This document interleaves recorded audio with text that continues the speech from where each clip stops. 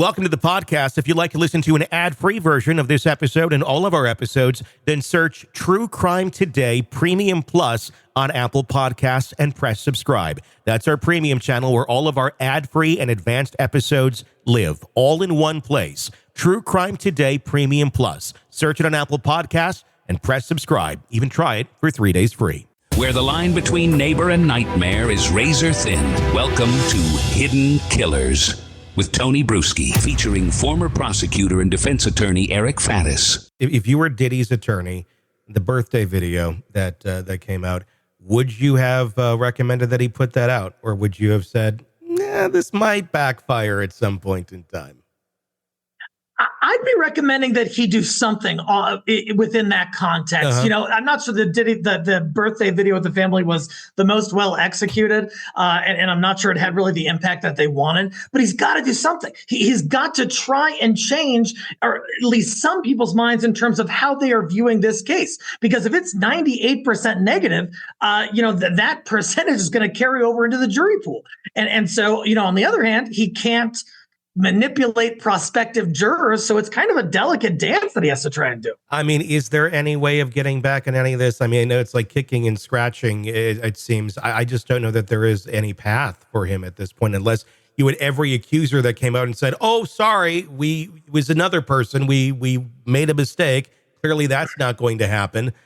I mean, is there any redeeming at this point, or is it just I don't even know what to do. I don't even know what to say at this point. I certainly would not want to be the defense of Diddy. Yeah, I mean, the hole that he has to try to dig himself out of is so massive. We did see some things come forward, like defense claims that one of the accusers tried to ask a boyfriend to corroborate what she was saying and wanted to pay him money or something. And, that's a little shady. But can defense really identify something shady with every single one of the dozens and dozens of accusers? It just seems implausible.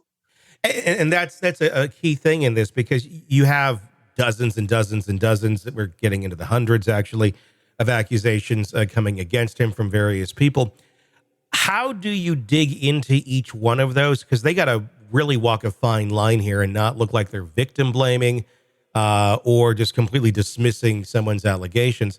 But how do you get in there and really make a determination on what is solid, what has some legs to it, and what doesn't, if you're the defense? Or do you just say all of it's fake? I mean, that seems to be what they've been doing thus far, until there's literally video of him beating up Cassie.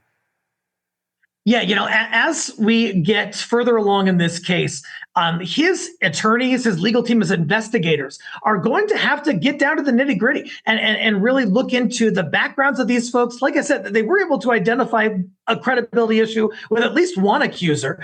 Do other accusers have stuff like that in their past that the defense could at least highlight to try to argue? I'm sure that they do. But it's going to be such a tedious process going through the old reports, old witness statements, old photographs and videos, combing through them with an investigator to try and determine what can we use on the defense side from this. The 1999 club shooting involving Shine and Jennifer Lopez being there, that documentary out on Hulu right now, it's called The Honorable Shine. Is there any chance that any elements of that case make it into these indictments? Is there anything from that point in time that's going to be re-litigated? I mean, he was acquitted back then, so I think we're probably going into double jeopardy territory, would we not? Or would some of these things be considered new evidence, considering you literally have the person who was shot saying, yeah, it was Diddy who shot me. They were right there, point blank. What is there anything that would put that back into motion, or is that just kind of come and gone now? I think Diddy gets out of that one and stays out of that one. As you mentioned, he went to trial on these charges. He was acquitted. And so the double jeopardy clause of the Constitution says he cannot face those charges again. However, in subsequent legal matters, prior acts of dishonesty can come in. And so could they get, could they put Shine up there to say, hey, Diddy, knew he did it, but he said, hey, Shine, you be the fall guy. I'm going to pay you a nominal sum of money to do this for 10 years of your life in prison. And is that an act of dishonesty that goes to Diddy's credibility that could be brought up in a subsequent legal proceeding? Yes.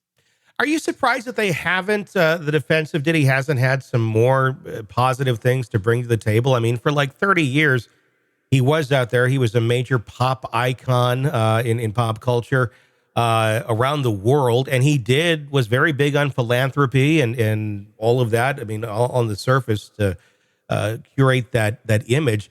But we really haven't seen any of that come out or be rehashed in the media since any of these things came out. I would think that maybe that would be some areas to, I guess, humanize him more. Because right now he's looking like the devil far more than an actual person. Yeah, Tony, I'm totally surprised that his defense team hasn't done more to try to shift the public narrative.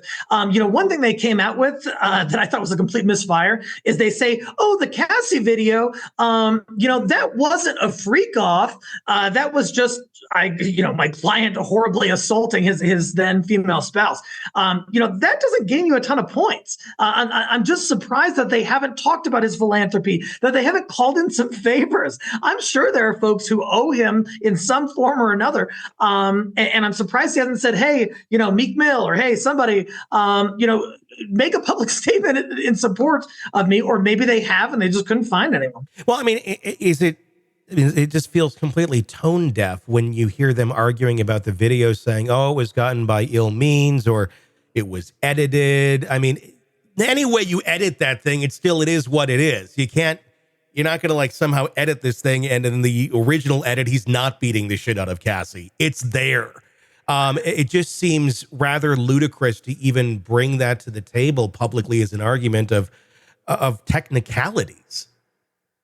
Yeah, I'm just wondering, I've talked before in your show about prosecutors kind of having blinders on, being in an echo chamber and just, thinking one thing that is detached from reality. I wonder if this is that principle, but on the defense side, where the defense is saying, oh, the government edited this video and then leaked it. What scoundrels? We should really, condemn them for doing that. But the average person is going to watch the video and say, hey, it's still him beating the hell out of his spouse. Like, any way you slice it, even if it was edited, who cares? Well, it's like the general public. If you're exposing someone's wrongdoings, rules be damned. I mean, if it comes out, it comes out, and nobody's really going to give a crap about the technicalities of how this video came to light, considering it was already covered up by a payoff. So I don't think anyone really cares when it comes to that. I mean, you can make your arguments in a courtroom setting, but this is the public opinion setting that they're trying to argue, but they're arguing like courtroom technicalities to the general public. Yeah, exactly right, Tony. And those do not a really like technical legalistic argument doesn't always land so well with, Joe Smith from Wisconsin. Yeah. And so that's something they need to keep in mind. Another thing they're doing that I'm sure you've seen is they're going against the plaintiff's attorney who's representing the accusers, Tony Busby. And they're kind of trying to paint him out as this sort of greedy, manipulative type guy. And they might have some traction there, but they've got to do something. Yeah, I mean, you can attack the character of someone, all you want, but at the end of the day, it wasn't Tony Busby who was having the freak-off parties, as far as we know, but it's one of those things where, okay, yeah, you can have that image of the attorney, but you have 100 and some people who have come to light saying these things. That's not nothing. It's overwhelming. It's just statistically, like I'm a pretty criminal defense minded guy, but just looking at this statistically, could it be that 120 people are all completely fabricating and there was no unlawful activity at all? It just seems totally implausible. It seems statistically impossible. It'll be fascinating as this continues to move. Welcome to the podcast. If you'd like to listen to an ad-free version of this episode and all of our episodes, then search True Crime Today Premium Plus on Apple Podcasts and press subscribe. That's our premium channel where all of our ad-free and advanced episodes live, all in one place. True Crime Today Premium Plus. Search it on Apple Podcasts and press subscribe. Even try it for 3 days free.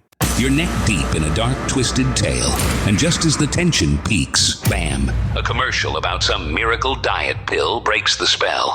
It's like finding a fly in your soup after the first bite, but here's the fix. True Crime Today Premium Plus on Apple Podcasts. You get to enjoy your crime stories without the junk, ad-free episodes, extended interviews that go beyond the surface, and early access to all the gruesome details. It's like swapping out a can of cheap beer for a glass of fine whiskey. So search for True Crime Today Premium Plus on Apple Podcasts. Subscribe and keep the darkness flowing uninterrupted.